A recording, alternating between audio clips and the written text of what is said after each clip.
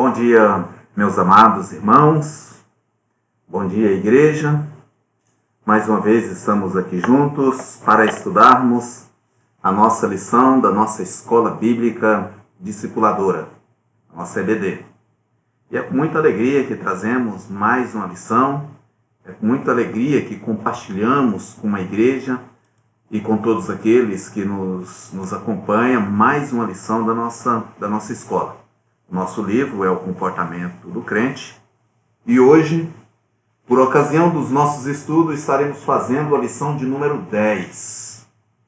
E já como comentado na lição anterior, hoje nós vamos abordar com um pouco mais de detalhes, um pouco mais detalhado, as questões referentes aos 10 mandamentos. Então, nós vamos aprofundar um pouco nessa questão e vamos trabalhar essencialmente os 4 primeiros mandamentos.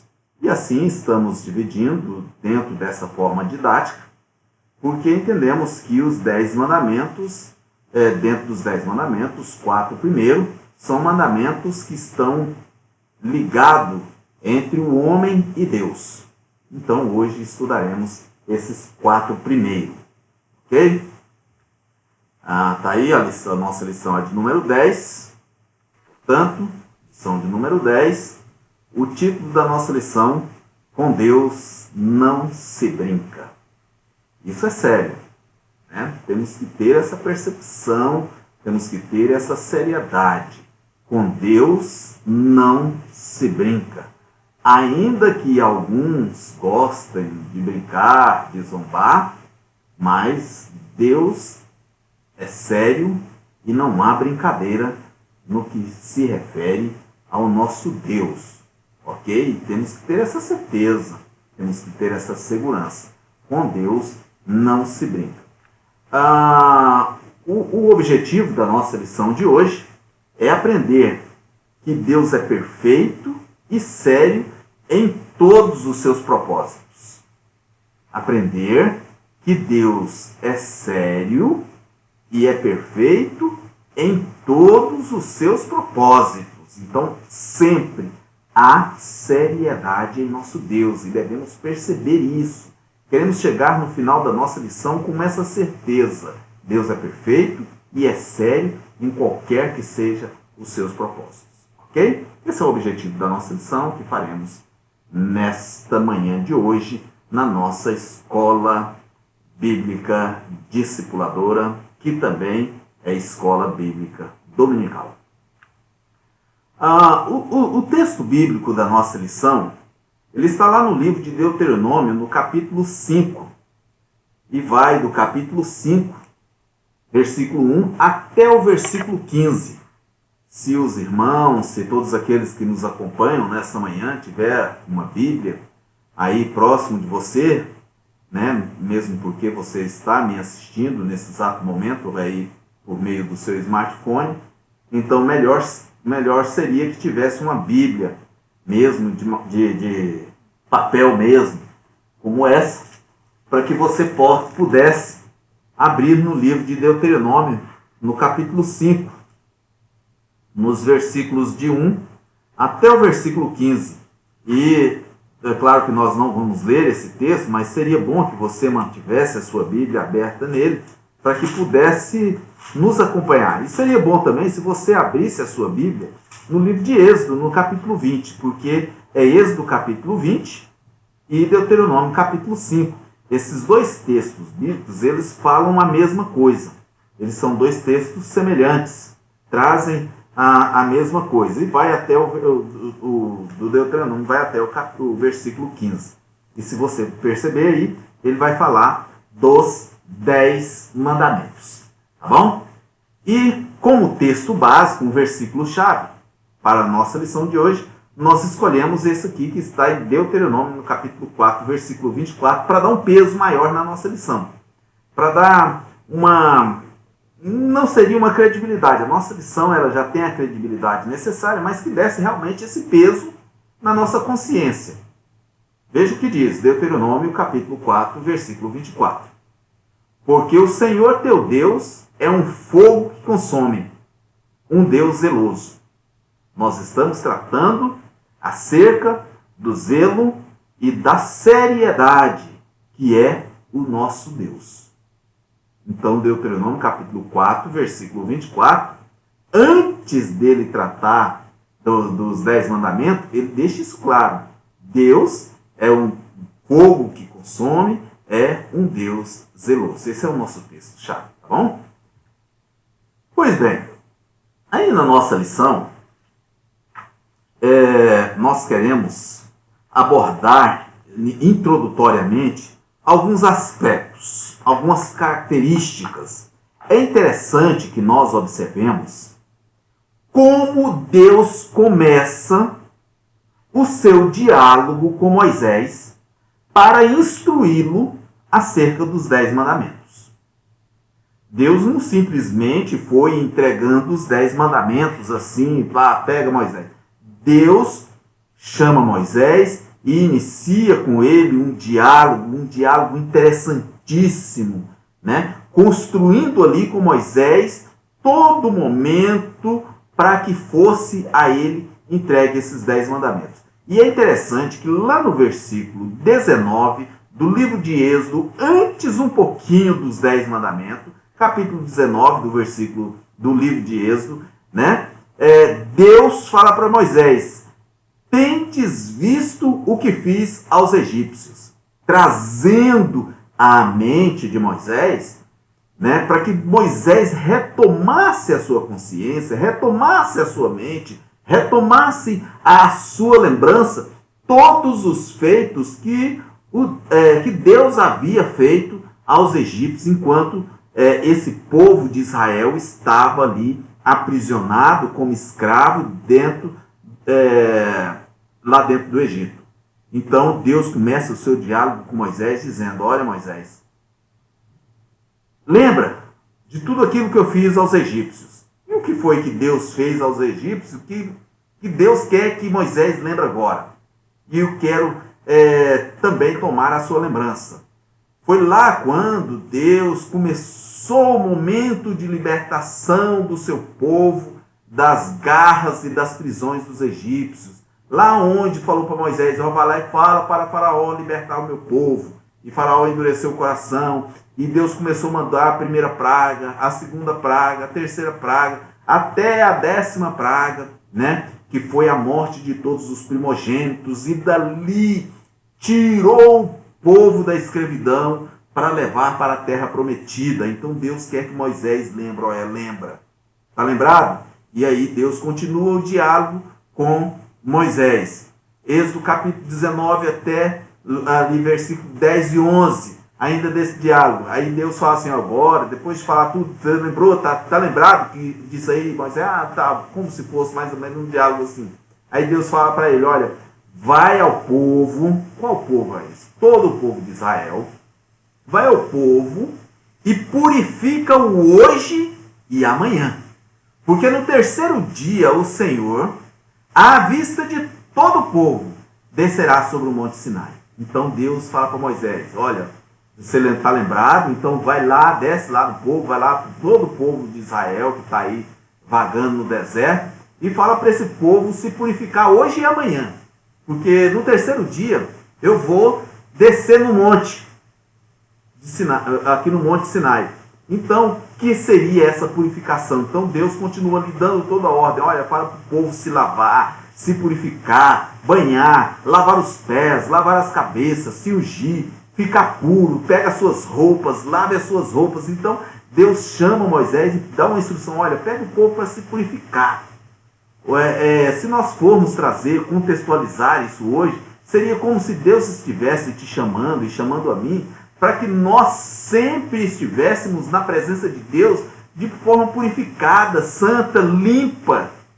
Né? Então, essa é a instrução que é dada para Moisés. E Deus ali continua um diálogo muito interessante ainda com Moisés. Isso é a nossa introdução da nossa lição, para que você perceba esse diálogo antes de receber os 10 mandamentos. Aí Deus ainda fala lá no versículo 12: guarda-vos de subir ao monte, E aí fala para ele, olha, todo mundo que pelo menos tocar no monte vai morrer. Eu vou aparecer no monte, mas guarde de vir para cá para querer me ver. E nem toque, porque se tocar vai morrer. Essa era a ordem.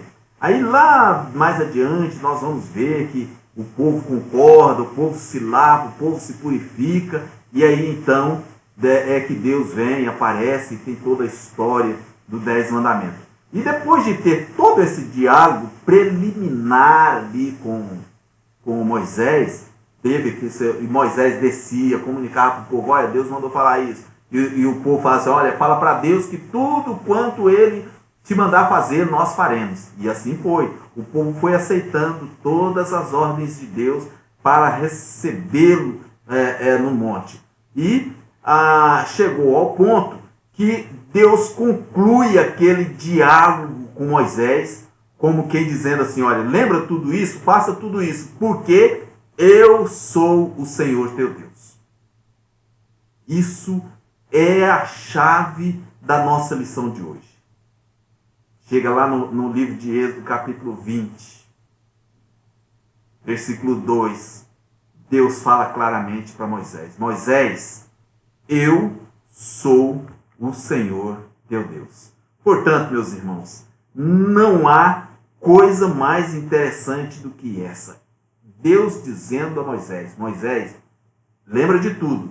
Eu sou o Senhor teu Deus. Essa foi a ordem. E esse é como se fosse a conclusão daquele diálogo. Tendo concluído esse diálogo, tendo feito esse diálogo ali com Moisés, né, Deus propõe tomar a Israel, conforme nós já vimos lá no versículo 5 do capítulo 19 de Êxodo, Deus propõe tomar a Israel como sua propriedade peculiar, diante de todas as outras nações. Mas, no entanto, entretanto, se essa nação se comportasse e se essa nação preservasse em si mesmo algumas características. Quais eram essas características? São essas características que nós vamos analisá-las dentro dos 10 mandamentos. Olha, Moisés, eu sou o Senhor teu Deus, eu vou tomar essa nação de Israel como meu povo, eu serei o seu Deus e vocês serão o meu povo, mas tem aqui o que eu quero que vocês façam. E ali entrega, Deus escreve os 10 mandamentos e entrega nas mãos de Moisés. Moisés não é o autor dos 10 mandamentos, nós já vimos isso, o autor dos 10 mandamentos, o escritor dos 10 mandamentos é o próprio Deus. Moisés apenas recebeu e entregou ao povo e a si mesmo para cumprir. Então, Deus diz para Moisés, eu sou o seu Deus, mas eu quero algumas coisas. E é sobre essas coisas, algumas características de Deus que nós vamos estudar na nossa lição de hoje. E a primeira característica de Deus é a exclusividade de Deus. Exclusividade de Deus. Êxodo capítulo 20, versículo 3. E também no livro de Deuteronômio, capítulo 5, versículo 7. E lá fica bem claro, não terás outros deuses diante de mim. Que maravilha. Ele falou para o povo no deserto, através da escrita dos 10 mandamentos, e ele fala a mim hoje, no ano de 2020, fala a você, meu irmão, que nos acompanha na nossa lição, fala ao nosso coração nos dias de hoje, não terás outros deuses diante de mim. Assim sendo, confiar na própria habilidade, confiar na própria inteligência, no próprio poder, confiar na sua própria misericórdia e amizade é ter honra a outros deuses, que não são deuses verdadeiros. Porque não terás outros deuses diante de mim. E é bom que fique claro para nós que quando Deus fala isso, não terás outros deuses diante de mim, isso não significa dizer que exista outros deuses. Não! Pelo contrário, sequer podemos cogitar a possibilidade da existência de outros deuses. Se nós lermos o livro de Oséias, capítulo 12, versículo 1, veremos que outros deuses é como vento. E adorar outros deuses é o mesmo que adorar o próprio vento. Ou seja, é adorar nada. É se curvar a nada. Quando Deus diz, não terás outros deuses diante de mim, Ele está dizendo e está entregando a nós a possibilidade de sequer existir outro Deus. Então não há a possibilidade da existência. Ainda que, por imprudência do coração do próprio homem, o homem crie para si próprio outros deuses. Mas Deus não entregou ao homem nenhum outro Deus. Não entregou poder a nenhum outro Deus. Ele é o único. Ele é o verdadeiro. Ele é o exclusivo. Se nós encerrássemos a nossa lição de hoje aqui, com simplesmente esse texto, não terás outros deuses diante de mim, seria por si só suficiente para a nossa lição. Se nós saíssemos daqui hoje da nossa lição com uma certeza de que não existe outros deuses diante do Deus verdadeiro, isso é tudo e é por si só o suficiente para a nossa lição de hoje. Mas, entretanto, buscaremos compreender mais algumas coisas. Buscaremos conhecer mais algumas coisas, mas isso é por si só suficiente. Não terás outros deuses diante de mim. Nada. Porque os outros deuses são ventos. E adorá-los é como adorar o próprio vento. Em segundo lugar, a incomparabilidade de Deus. Deus é incomparável. Não há nada que nós possamos comparar à pessoa do nosso Deus. Eu estou tratando Deus como pessoa. Nem sequer pessoa nós podemos tratá-lo como sendo. Não há nada que possa comparar a Deus. Às vezes você pode falar assim, a pessoa de Deus. Nem isso nós podemos dizer a pessoa, porque nem sequer podemos dar essa comparação. Existe uma figura de linguagem que o pessoal aí que é bom aí de português, os estudiosos da língua portuguesa, né? Existe uma figura de linguagem aí que atribui a coisas a Deus, atribui a Deus a algumas características humanas. Nem isso nós podemos fazer. Não há nada que possa comparar. E em Êxodo capítulo 20, versículo 4, e também em Deuteronômio capítulo 5, versículo 8, ele diz o seguinte, lá na entrega dos 10 mandamentos. É o próprio Deus que escreve com seus próprios punhos. Ele diz, não farás para ti imagem de escultura, nem semelhança alguma do que há em cima do céu, nem embaixo da terra, nem nas águas debaixo da terra. Ou seja, não farás para ti imagem de escultura de forma alguma e semelhante a coisa alguma. Não farás para ti imagem de escultura. A idolatria rebaixa o Senhor. A idolatria traz o Criador ao nível da criatura. Se nós somos idólatras, nós rebaixamos dentro da nossa consciência o próprio Criador à altura da criatura que somos nós. Deuteronômio capítulo 5, versículo 9, nos mostra a reação de Deus à prática da idolatria. E há, pelo menos, 3 razões fundamentais para a proibição a essa idolatria. Há 3 razões, pelo menos. Pelo menos. E a primeira: a revelação de Deus é por palavras e não por formas.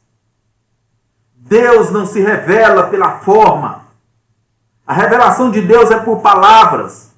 A ênfase é no conhecimento e não no sentido das coisas. Em outras palavras, o povo ouviu a voz de Deus, mas jamais ouviu. Não há nada que seja semelhante a Deus. A segunda: Deus requer especial atenção ao seu nome e não à sua imagem. Deus não quer atenção à imagem dele, Deus quer a máxima atenção ao seu nome, o máximo zelo ao seu nome. O caráter de Deus está bem expresso em seu próprio nome, até porque as Escrituras o caracterizam como Deus invisível. Nos 10 mandamentos não diz que não devemos fazer alguma coisa relacionada à imagem de Deus, mas é o seu nome. Deus requer especial atenção ao seu nome e não à sua imagem, porque ao homem não foi dado o poder ou o privilégio de ver a imagem de Deus. Portanto, qualquer coisa que você faça, qualquer coisa que eu faça para demonstrar a imagem, para assemelhar-se a Deus, é loucura. Há pessoas que desenham, que fazem imagens de Deus de ouro, de prata, de madeira, de ferro, de pedra, e dizendo ser semelhança de Deus. Loucura. O homem não conhece a imagem de Deus. Não farás para ti imagem de escultura, nem semelhança alguma para comparar a Deus. Existem pessoas, crentes, cristãos, que no intuito de adorar o Deus verdadeiro, o nosso Deus verdadeiro, buscam imagens, buscam objetos para materializar a pessoa de Deus. Loucura. Não farás isso. Porque Deus quer que nós tenhamos especial atenção ao seu nome e não à sua imagem. Ah, eu tenho essa flor aqui, ela representa Deus. Não. Ah, eu tenho o sol, representa Deus. Não. Ah, mas eu tenho esse copo d'água, ele representa Deus. Não. Nada neste mundo representa a imagem de Deus. E isso é claro. E se você quer dar essa imagem a Deus, você não vai encontrar uma única linha na Bíblia Sagrada que te dê uma sustentação bíblica para isso. Não farás para ti imagem nenhuma. E olha que não é apenas a imagem física que nós podemos tocar. Há pessoas que fazem para si a imagem do intelecto. Lá no pensamento, a imagem de Deus. E adora essa imagem dentro do seu intelecto. Você está construindo uma imagem de Deus dentro da sua cabeça. Você não tem essa imagem. Não o assemelhe às coisas humanas dessa vida. E a terceira coisa, a idolatria é um absurdo. É um desrespeito à inteligência adorar alguma coisa feita por nós mesmos. Como é que eu vou adorar uma coisa feita por mim mesmo?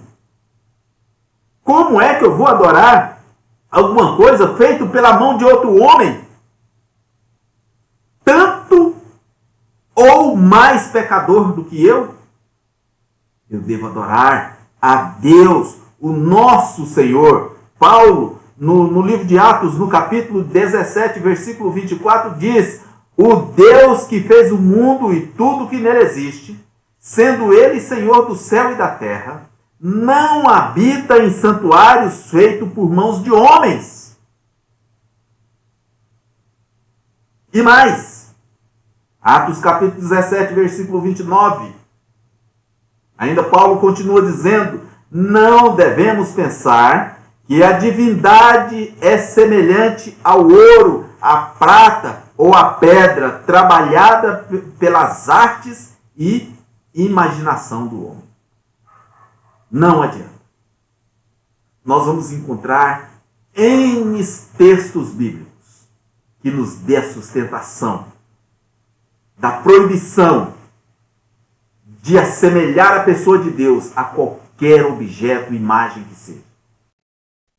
Vou semelhar a Deus a essa rosa. Não, está errado. Está errado. Vou semelhar a Deus a essa aliança. Errado. Vou semelhar a Deus a esse pedaço de papel, a esse pedaço de madeira, a esse pedaço de gesso, a esse pedaço de ouro, a esse pedaço de prata. Vou semelhar a Deus ao sol, à lua, à água, às paredes, à planta, a qualquer coisa na natureza, às nuvens. Tudo errado. Não farás para ti imagem de escultura, nem semelhança alguma que há em cima do céu, na terra, debaixo das águas, em qualquer que seja o lugar. Desculpa. Não farás para ti imagem de escultura. E ainda dentro da incomparabilidade de Deus, além de não fazer a imagem, também não as adorarás e também não prestará culto a elas. Irmão Antônio, eu tenho essa flor que ela me transmite tal energia. Quando eu estou perto dela, está aqui dentro da minha Bíblia, desde o dia que eu converti. Quando eu abro a Bíblia nessa flor, eu me sinto uma energia tão grande, uma proximidade de Deus. Não farás imagem de coisa nenhuma e não as adorará, meus irmãos. E ainda olha o que diz capítulo 20, versículo 5 de Êxodo. E Deuteronômio, no versículo 9 do capítulo 5. Não te encurvarás a elas, nem a servirás, porque eu, o Senhor teu Deus, sou Deus zeloso, que visito a iniquidade dos pais nos filhos até a 3ª e 4ª geração daqueles que me odeiam. O nosso Deus é um Deus zeloso. Portanto, você não deverá, eu não deverei, nós não deveremos fazer imagem de escultura de coisa alguma e nem a elas adorar. Quando Deus fala que visita a iniquidade dos pais, eu quero aqui abrir um parêntese. Quando Deus fala que visita a iniquidade dos pais até a 3ª e 4ª geração, eu quero atentar aos amados. Que Deus não está aqui nos dando uma fundamentação bíblica para acreditarmos nas maldições hereditárias, tanto pronunciadas por aí. Muitos crentes acreditam em maldição hereditária. E eu quero, nesta manhã de hoje, de uma vez por todas, meu amado,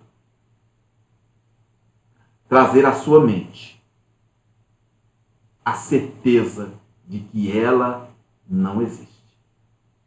Existem alguns aspectos da maldade do coração do homem que são naturais. Existem alguns aspectos que são naturais ao coração do homem. Por exemplo, um homem que é adúltero, assassino, que dá mau exemplo dentro da sua casa, é bebedor, né? Adora uma imagem, certamente todas essas características vai passar para a sua descendência. Não por maldição, mas por ensino àquela sua geração.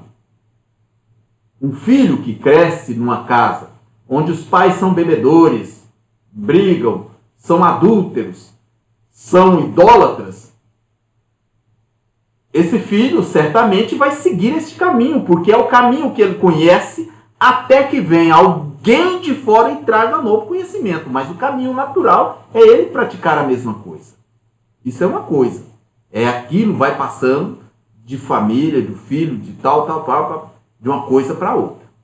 Mas vocês lembram, lá no Novo Testamento, e eu quero trazer esse primeiro exemplo, quando Cristo foi perguntado, Senhor, quem pecou para que este homem nascesse assim? Foi ele ou foi seus pais? O que foi que Jesus disse? Observa que o povo tinha na mente essa questão de maldição hereditária. Ora, quem foi que pecou? Foi ele ou foi seus pais para que ele nascesse dessa forma, com essa deficiência? E o que foi que Jesus disse? Você lembra, meu irmão? Ele diz, nem ele, isso não é nem por causa do pecado dele e nem por causa do pecado dos pais dele. Mas ele nasceu assim para quê? Lembram? Para a glória de Deus. Tudo para a glória de Deus.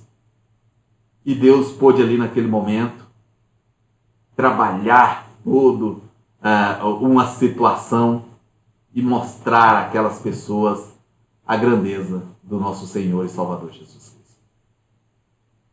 Mas eu quero trazer outra leitura bíblica, fundamentação bíblica acerca dessa pensada maldição hereditária, com fundamento nesse texto de Deus é Deus zeloso e vai fazer com que o pecado dos seus pais vai para a segunda geração, vai para os filhos, vai para os netos, vai para os bisnetos, vai para os trisnetos, e aquela maldição é toda. Aí tem alguns que vão, nós precisamos fazer aqui uma corrente de oração, porque você está com uma maldição hereditária que vem lá do seu tataravó, nós precisamos orar para que ele seja perdoado lá, para que você conserte a sua vida aqui hoje. Meu amado, se você é daquele que acredita nessas coisas, a minha advertência a você hoje é pare com isso.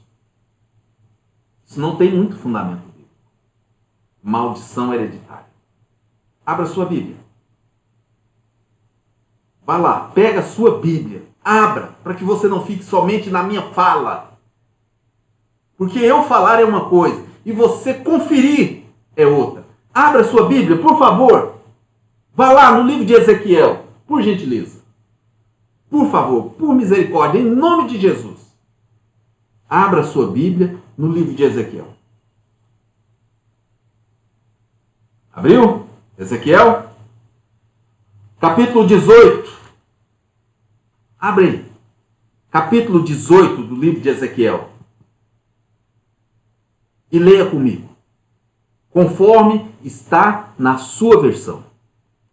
Olha só, isso era costume do povo, dizer que, essa maldição, esse aqui é desse, esse filho está assim por causa da maldição do pai. Isso era costume, e é costume de alguns hoje ainda, e crentes fazem isso. Mas olha só, capítulo 18, versículo 1, começa dizendo, veio a mim, isso é Deus falando, veio a mim a palavra do Senhor, :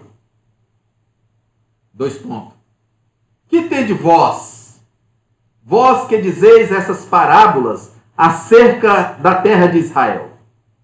Qual era a parábola que existia naqueles dias?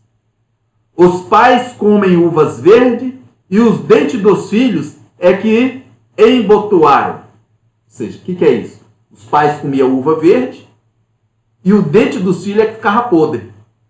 O pai comia a uva verde, mas é o dente do filho que perdia o esmalte. Então, isso aqui era uma parábola. Ou seja, o pai cometia o pecado, mas quem pagava o pecado era o filho, era o neto, entendeu? Era uma maldição hereditária passada do pai para o filho. Isso era costume. Isso havia parábola acerca disso. Os pais comem uva verde e o dente dos filhos, isso era costume deles dizer. Aí vem Deus dizendo, tão certo como vivo, diz o Senhor Deus, nunca mais vocês vão dizer este provérbio em Israel. Nunca mais, meus irmãos, vocês vão falar isso. Pois todas as almas são minhas, como a alma do Pai, também a alma do Filho é minha. Aí ele diz, a alma que pecar, esta morrerá. É a alma que pecar. Não é o pai peca e o filho que vai morrer. A alma que pecar, essa morrerá. E aí ele começa a discorrer, falando sobre o pecado do pai, pecado do filho, cada um responde pelos seus pecados, vai, e falando, aí lá no versículo 20, ele diz: a alma que pecar, essa morrerá. O filho não levará a maldade do pai, nem o pai levará a maldade do filho. A justiça do justo ficará sobre ele, e a impiedade do ímpio cairá sobre ele. Ora, meus amados, isso é bíblico. Nunca mais virão isso. Essa coisa de maldição hereditária. A alma que pecar, essa morrerá. O pai que pecar, ele vai pagar pelos seus pecados. O filho que pecar, ele vai pagar pelos seus pecados. Não tem essa do pai pecou, meu avô, meu tataravô pecou, e eu estou aqui hoje pagando pelos pecados dele. Cada um leva consigo os seus pecados. Agora, o que existe hoje é alguns reflexos naturais do pecado do homem. Uma criança criada dentro de uma situação, certamente, pelaquela criação, ele vai levar aquela criação. Mas aquilo é interrompido com ensino, com discipulado, né? E todas essas coisas. Assim como o contrário também. E nós conhecemos quantos filhos são criados dentro de lares cristãos, com pais cristãos, fiéis a Deus, tem todo um exemplo, mas que caminham para o outro caminho e vão adorar outros ídolos. O pai é culpado porque o filho vai adorar outros ídolos? Por óbvio que não. O filho vai ter que dar consequência lá, conta das suas coisas. Então, não adorarás, porque Deus é um Deus zeloso. Terceiro, a santidade de Deus. Está lá no versículo 7, no capítulo 20 de Êxodo, Deuteronômio capítulo 5, versículo 11. Não tomarás o nome do Senhor teu Deus em vão. Amados, esse é um dos textos bíblicos, dentro da minha visão, esse é um mandamento dentro da minha visão, da minha humilde visão, do meu humilde conhecimento, um dos mandamentos mais difícil de serem quebrados.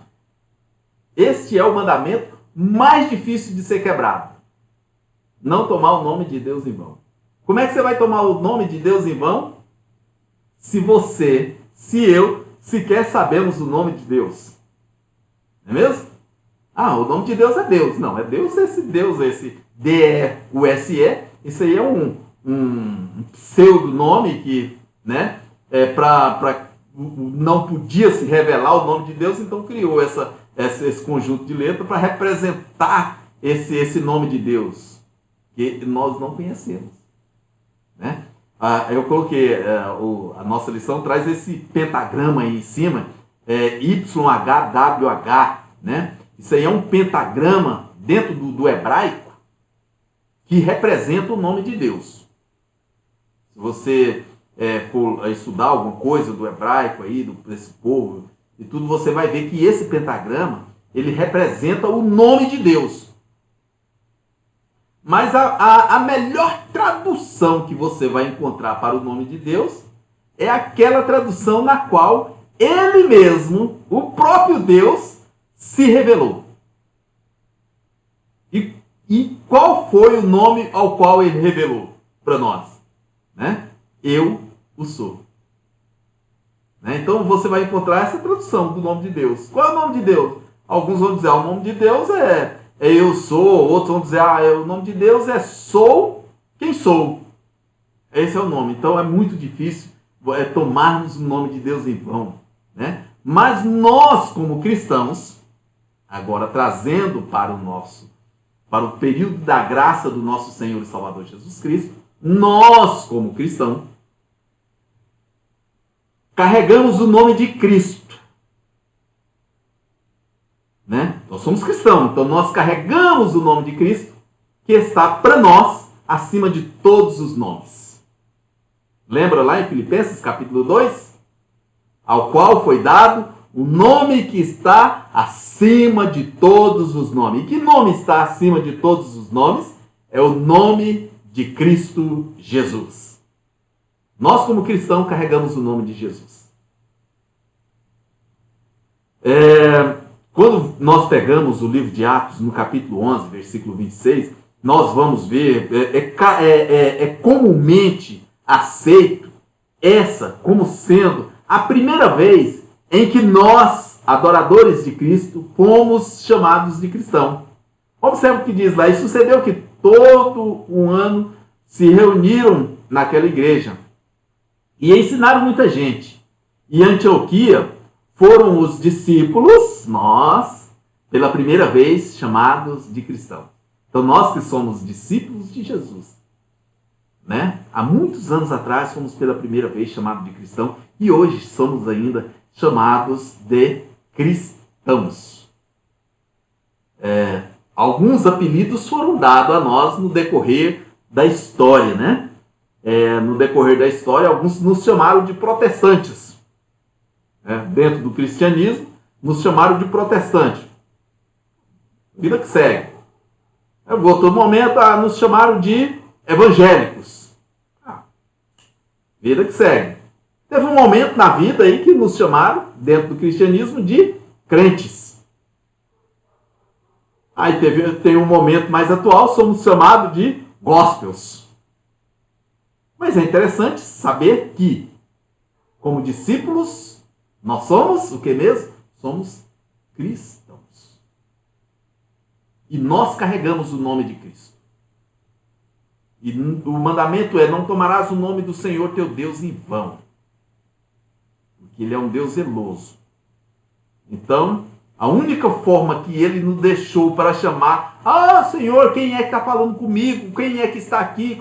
Me identifica o seu nome. A única coisa, Moisés tentou de todo jeito. A única coisa que Moisés teve foi: eu o sou. Beleza?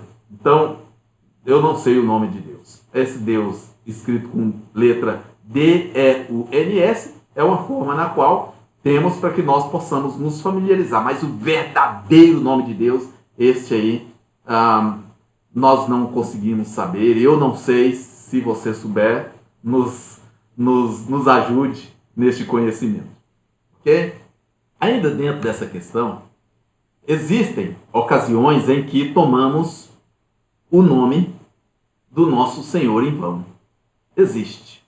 Eu falei, muito difícil, mas existe momentos. Assim, contextualizando para nós hoje.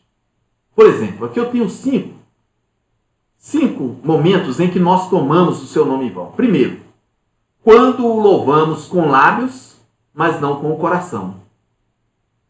Tem momentos em que nós simplesmente cantamos blá, blá, blá, blá, blá, blá, blá, blá, mas o coração está longe. O coração está cheio de mágoa, cheio de rancor, cheio de raiva, cheio de ira, né? Tem momentos que nós estamos: quão bom, quão maravilhoso é que os irmãos vivam em união. E aí lá no fundo do coração, essa peste, esse desgramado, eu odeio o irmão fulano. É um momento em que nós estamos tomando o nome de Deus em vão. Estamos falando uma coisa, mas o coração está cheio de outra.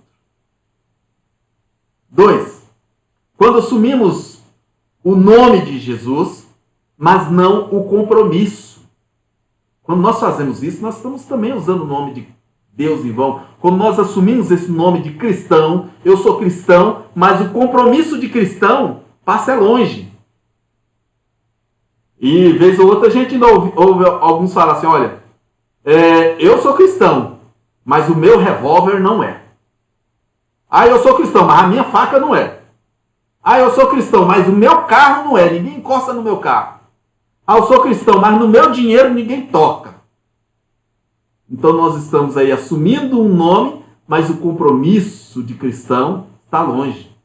Eu sou cristão, mas não estou nem aí para fulano. Ele, se quiser, vai trabalhar, vai se sustentar. Então, quando nós agimos dessa forma, nós também estamos tomando o nome de Deus em vão. 3. Quando pensamos de nós acima do que convém. Eu sou melhor do que fulano, eu sou melhor do que ciclano. Não convém ao cristão achar que é melhor do que os outros. 4. Quando professamos fé e não exibimos o fruto do Espírito. Dizemos que tem fé, mas o fruto do Espírito, a bondade, a misericórdia, a mansidão, o domínio próprio, a alegria, está longe de nós. Eu sou cheio de fé, mas não tem amor, não tem bondade, não tem domínio próprio, não tem alegria, não tem todo o fruto do Espírito, não está na pessoa. E quando oramos, sem crer no que dizemos. Orar sem crer naquilo que estamos dizendo é transformar a nossa oração numa reza evangélica. Eu oro, mas não nem sei. Aí fica aquela coisa repetitiva, é uma reza. Então é a terceira. A santidade do nome de Deus, não tomar o nome de Deus em vão. O próximo ponto da nossa lição é a autoridade de Deus. Lembra-te do dia de sábado para o santificar. Eita, e agora, hein, irmão Antônio? E agora, irmão Antônio? Deus descansou no 7º dia. O texto bíblico está lá claramente dizendo: lembra-te do dia de sábado para santificar. E agora, o que nós vamos fazer? Êxodo capítulo 20, versículo 8. Deuteronômio capítulo 5, versículo 12. Lembra-te do dia de sábado para santificar. Vamos lá, vamos contar no nosso dedo. A semana começa domingo ou segunda? Por óbvio, começa, primeiro dia da semana é domingo. Segunda é o segundo. Né? Segunda. Então, domingo, segunda, terça, quarta, quinta, sexta, sábado. Lembra-te do dia de sábado para o santificar. Sábado, estou aqui no 7º dia. Antes de nós adentrarmos nesse assunto, é bom a gente perceber que lá na lei mosaica, com base nisso aí, Moisés, depois, com uns princípios entregues por Deus, que eram os 10 mandamentos, ele fez toda uma lei a qual o povo ali cumpria, e foi chamado de lei mosaica. Que a lei mosaica, sim, foi escrita por Moisés, nos 10 mandamentos, não. Na lei mosaica, com base nesse lembra-te do dia do sábado para santificar, tinha algumas coisas lá no qual o povo deveria cumprir. Muito relacionada a esse número 7, a essa questão do 7.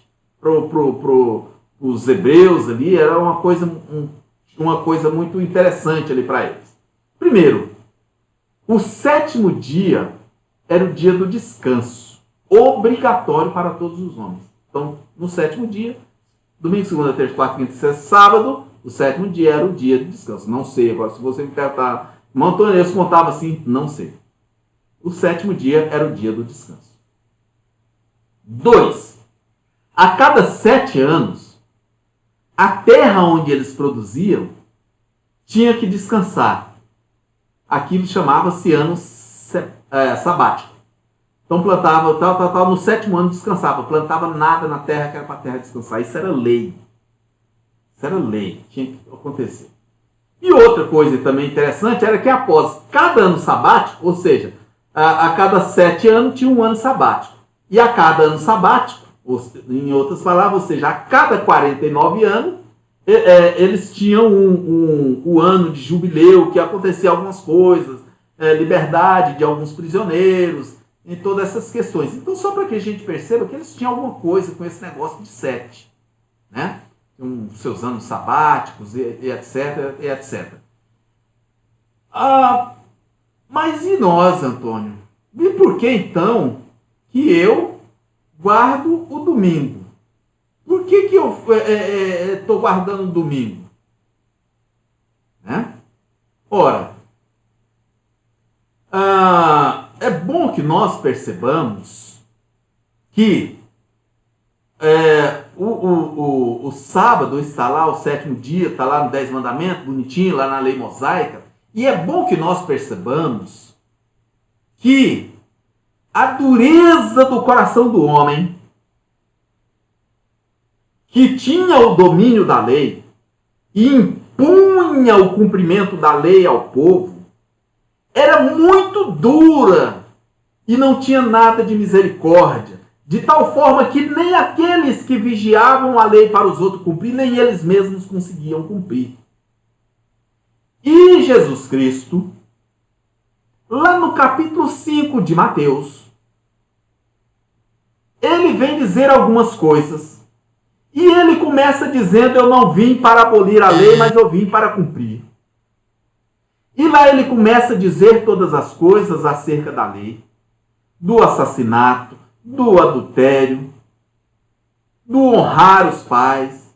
E ele vem dizendo todas as coisas e dando uma interpretação cheia de graça, porque aquele povo não conseguia cumprir aquilo que nem mesmo eles, os doutores da lei, não cumpriam aquilo que eles colocavam ao povo para cumprir. E Jesus, certa vez, foi advertido no momento em que ele colhia espigas para alimentar a si e aos seus.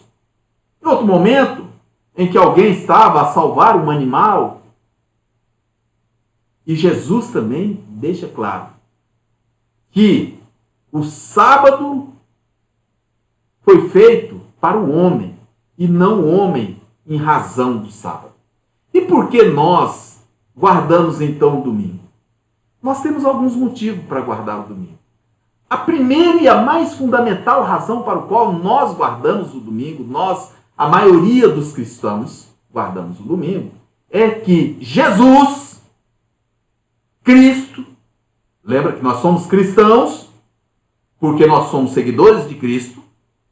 Então, se nós somos seguidores de Cristo, nós somos cristãos, e nós guardamos o domingo porque o Jesus Cristo ao qual nós seguimos, ao qual nós somos discípulos, ressuscitou no domingo.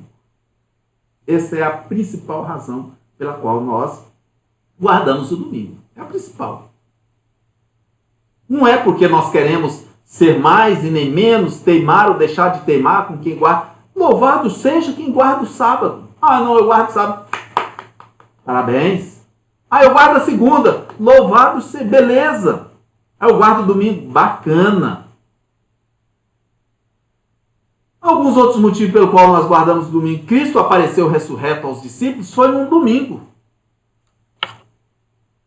Né? Depois de tudo, a sua crucificação, né? Ele apareceu, vai lá no livro de João, lá no capítulo 20, no versículo 19, você vai ver que Jesus apareceu também no domingo. Ele foi ressurreto no domingo, ele apareceu aos seus discípulos no domingo, depois passou uma semana, ele apareceu de novo aos seus discípulos no domingo. Então observa que o domingo, já para os nossos antepassados, lá os apóstolos, era um dia que eles guardavam, eles se reuniam como igreja e Jesus sempre aparecia para eles naqueles dias, sempre no domingo. Então por isso nós guardamos o domingo. Não é por nenhuma razão a mais, nenhuma razão a menos, porque conta errado, porque conta certo. Não é por isso. Guardamos o domingo porque Jesus ressuscitou no domingo. Ah, não, é porque o conta é segunda, terça, quarta, quinta, sexta, sábado, domingo. Não é por isso. Nós não guardamos o domingo, nós guardamos o domingo não é por questão de contagem ou por não contagem. Nós guardamos pela principal razão, é porque Cristo ressuscitou no domingo, e ele nos apareceu ao domingo, e que os nossos antepassados, apóstolos, já reservavam esse dia, no domingo, para se reunir, né, como igreja, beleza? Então, na nossa visão, para nós, e também seguindo a orientação do nosso autor, já vi que o nosso autor também, da nossa lição, tem essa mesma visão, que a questão central não é o dia ao qual você vai tirar para adorar. A questão é adorar. A questão não é o dia. A questão é adorar. E adorar em espírito e em verdade.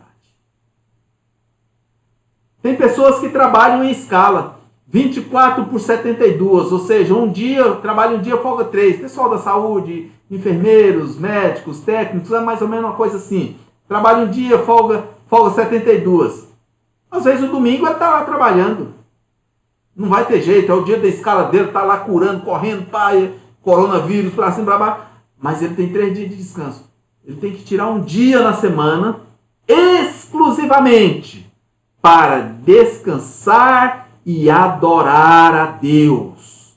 Entregar o seu culto a Deus. Colocar a sua família na presença de Deus. Consagrar a sua família. Nós temos que tirar. Você tem que tirar um dia, não importa o dia. Uns vão tirar na segunda, outros na terça, outros na quinta, outros no sábado, outros no domingo. Se é... Não importa. A sua salvação não está ligada ao dia que você tira para o seu descanso e para adorar. A sua salvação está mais relacionada à graça de Deus e à sua adoração. E isso você tem que fazer. Infelizmente, como já disse, o legalismo da lei tirou o sentido espiritual, moral e humano do sábado e tornou isso um fardo muito pesado para o homem. Lá na lei mosaica, as pessoas tiraram o amor, o espírito de amor, de moral, de guardar o sábado em punho, o legador, e que isso tornou-se um fardo muito pesado para as pessoas. Não. A adoração e o seu descanso não pode ser um fardo para você. Não. Adorar a Deus não pode ser um fardo pesado para ninguém. Se você adora domingo, louvado seja. O importante é que você o adore em espírito e em verdade. Assim sendo, meus amados, chegamos ao final de mais uma das nossas lições. E queremos concluir dizendo que tudo foi planejado por Deus. Tudo pertence a Ele e é sustentado por Ele. Nada do que há sobre a terra existe ou existiria sem ser pela vontade do nosso Deus. Deus chama a atenção para si mesmo, a seriedade no seu trato com os homens. E Ele mesmo diz: eu sou o Senhor, teu Deus, Deus zeloso, que visito a iniquidade e também faço misericórdia. Cada um de nós pode fazer a si mesmo a pergunta que está aí abaixo. Que tipo de atitude tenho tomado em nome de Jesus na minha vida? O que as pessoas têm pensado de Deus a partir da observação da minha vida? Lembre-se, Deus é um Deus zeloso, um Deus sério, um Deus sustentador e que tudo que há foi planejado e existe pela vontade do nosso Deus. Assim sendo, meus amados, concluímos, com a graça de Deus, mais uma lição. E queremos, com muita alegria, compartilhar essa lição com os irmãos e pedir aos irmãos que compartilhem com seus amigos, convide-os para fazer essa lição com vocês. Que Deus nos abençoe, que nos dê um domingo, viver na sua presença e que nós possamos dedicar o nosso domingo à adoração do nosso Deus como sempre o fizemos, né? Mesmo em dias de pandemia não podendo nos juntarmos na igreja, mas junte a sua família, faça o seu culto doméstico, faça o seu culto no seu lar, faça a sua oração no seu lar. Essa semana fomos advertidos aí pelo nosso pastor, né, dentro das suas pregações dessa semana acerca dos casos de família, né? Junte com o seu marido, junto com sua esposa e ore com ele, ore em voz alta com seu cônjuge, ore por ele e ele por você, faça com que ambos percebam que um está orando pelo outro. Tire o domingo para adorar a Deus. Em nome de Jesus. Amém. Que Deus nos abençoe.